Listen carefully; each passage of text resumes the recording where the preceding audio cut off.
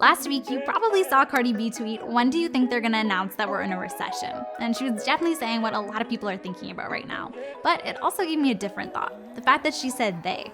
Who's they in this case? Probability of a recession. A recession. Recession. Odds of a recession. A recession. Odds of recession. Recession yet. Now we've been talking a lot about a potential recession, the fact that the stock market's crashing, the fact that there's a bear market going on right now.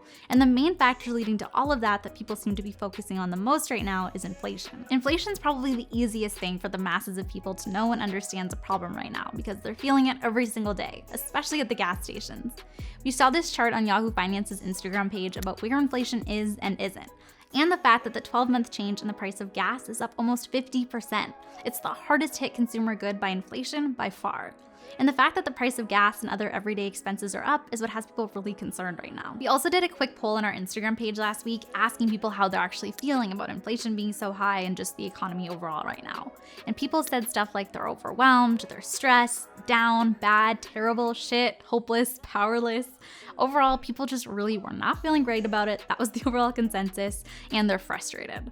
But then there's also those people that take out those feelings and emotions and they direct it towards the current administration, aka the government and the president. Now, you guys know that we're located in Canada and there's a similar sentiment and feeling going on here too, but we're specifically going to be focused on the American system and what's going on in the USA today because it has a big impact on what happens for us here too. Now, we know there's a lot of people out there who think that all of the factors involved in rising and falling inflation are due to the government and the president, but they're just one of the players. So in today's video, we thought we could break down who else is actually involved and how all of it works. So after you give us a big like down below, because it really helps out us and the channel, we'll jump into it. Okay, so the first piece of this puzzle is monetary policy, which is all about the central banks, and in this case, the Federal Reserve. They're the ones impacting how much money is actually in our system. Now, one of their biggest goals is to try and keep inflation at a good pace. So right now, what they're doing is they're using their tools of raising interest rates to try and get people to spend less and save more, and also quantitative tightening. Now, we've talked about the interest rate piece before, but basically the central bank is able to increase the federal funds rate, which is essentially the interest rate that banks used to lend to each other. Now, here's what you have to understand though. Banks are required to have a minimum reserve level. So let's say 10,000 people put $50,000 into their bank accounts at one bank. That would be $500 million, but the bank obviously doesn't keep $500 million in cash. Instead, what they do is they make investments, they loan it out, they do all sorts of things with the money. Now, with that being said, they are required to keep a certain percentage of money in cash for people to come take out at any time. So at the end of each day, banks who don't have enough money according to these rules, they will have to borrow for a price from other banks that are actually above that required amount. Okay, so now back to the central bank. This year, they've actually started increasing the federal funds rate, making it more expensive to borrow so that banks keep more of their own money, and then the banks then pass that on to the consumer, increasing how much people like us are actually getting in interest for holding our money at the bank. Now, this gets people to save their money instead of spending it. So when people are spending less, inflation actually goes down. Now, the other piece that I mentioned is quantitative tightening. So fancy words that basically just mean that they're gonna be working on making the Federal Reserve's balance sheet look a lot better than it does right now. So this is the newest thing as of June 1st, but they started doing those interest rate hikes back in March. Now, their plan is to sell off $9 trillion worth of assets on their balance sheet, and they're gonna start off by selling off $47 billion a month worth of treasuries and maturing mortgage-backed securities. And then eventually what they wanna do is they wanna increase that pace to selling off about $95 billion a month. Next up is fiscal policy. Now, this is where the president and Congress and all of the political players are involved in actually passing bills and legislation that impacts the economy. That Biden is responsible for plummeting crypto prices. This is something that people hear more about because, again, it directly affects them more. When the Fed increases interest rates, we don't think of it as coming from the Fed since we just see our banks giving us higher interest rates. It's an indirect relationship in that way.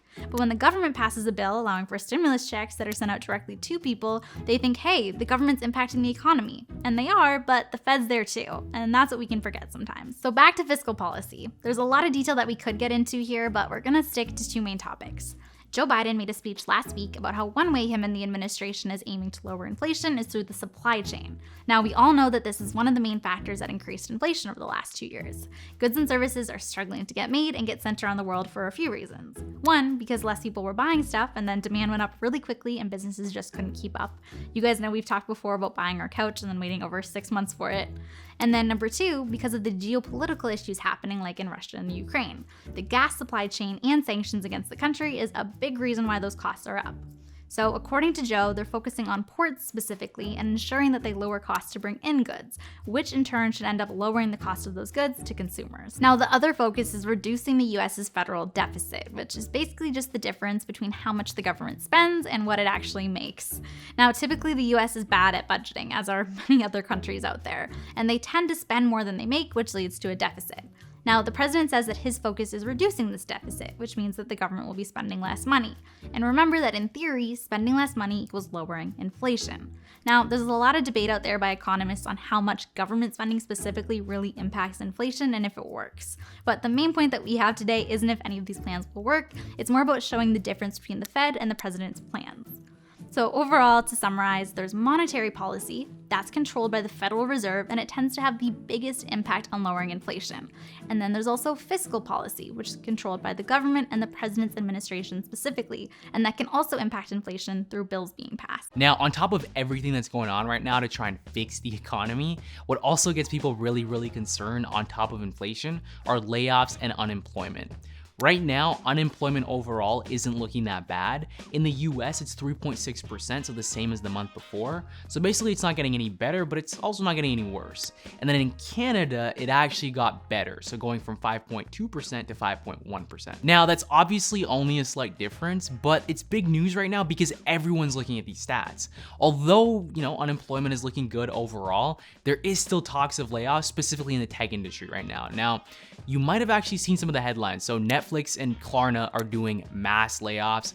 Meta's implemented a hiring freeze. Robinhood cut 9% of their people. And Elon recently said that he thinks Tesla's gonna need to lay off 10% of their staff, which once again is 10,000 jobs at one company alone. It's interesting because we also read this post on LinkedIn that's been going viral recently about a girl who got her offer letter taken away by Redfin.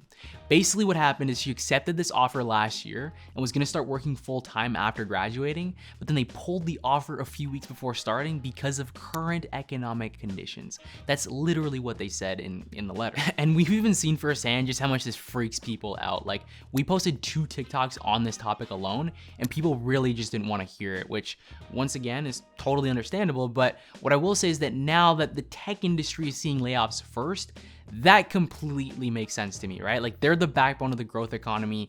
Their numbers are super high. They hire thousands and thousands of people to keep pumping up their value.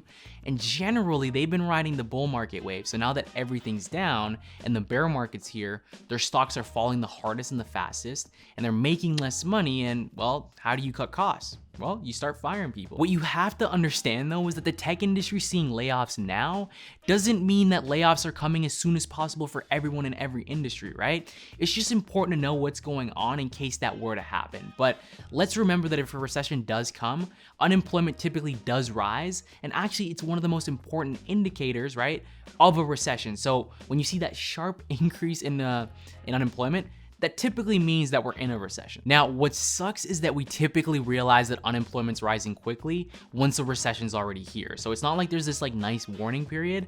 But yeah, keep in mind that right now, just as always, is a great time to make sure that you have an emergency fund. Now, last up, we need to talk about what all of this actually means for you. If right now you're thinking, so what does any of this actually mean for me? We're gonna talk about it. Overall, there's a ton of scared feelings right now. Just like everyone was saying on our Instagram poll, that's what a lot of people are feeling. But we need to remember a few things. Number 1, the market always recovers. Eventually, inflation will drop, the bear market will end, and the stock market will recover, or at least according to history and every single time that we've seen these things happen before in the past. Actually, in the last century, we've seen 26 bear markets where the stock market dropped 20% or more, but the overall average return in that same period is around 10%. What that means is that these huge drops are temporary, and in the long term, the market's up. We also keep saying in our videos that the best days in the market follow the worst days in the market. So if you can afford it, continuing to invest during this time, or at the very least not selling, will show you your returns in the future. Now, I do know that this is a lot easier said than done. It's extremely tough to watch your investments fall. But if you're investing passively and for the long term, historically that means you're buying on sale and seeing your returns later. The key to this is that you need to do the work on your end to feel comfortable with this and actually understand the history of the markets so that you can stick to it. Now, number 2 is the thing that would truly impact you the most right now in the short term, and that would be losing your job because you wouldn't have any money coming in. Now, we're not saying this to scare you. Remember that unemployment is not up right now, but if that did happen, it would probably be the toughest part for you because prices are up, so your daily costs would be higher, and you wouldn't have money coming in. And that also likely means that you wouldn't be able to keep investing either. Now, having an emergency fund is important for exactly this reason, to be able to keep paying for all your necessary expenses that come up for at least 6 months while you find another job. And also, having multiple income streams could help you feel a little bit more secure too. Now, last up is number 3. If you do want to understand more about why the gas prices are high and when it's going to end, don't just watch the president. Keep an eye on the Federal Reserve too. And of course, watch our videos where we help break all of this down for you so you really know what's going on. Now, if you guys want some action items of things that you can do right now, remember, we have links to both of our favorite high interest savings accounts that just raised their rates to 1.5% and 1.6%. So yeah, you can sign up, you can get a cash bonus, maybe get a head start on that emergency fund. And yeah, also if you're able to invest, we have our investment platforms also linked down below. So make sure you check those out. Anyways, hopefully you guys love our new setup. We've literally been working on a lot of things behind the scenes, this being one of them. And obviously, there are some small tweaks that come with anything new. So we are going to be doing that. But yeah, hopefully for now you guys love it. And yeah, make sure you like down below right there. Make sure you subscribe. And yeah, if you haven't seen any of our previous videos, make sure you check them out next door. We will be back. You know the vibes. Let's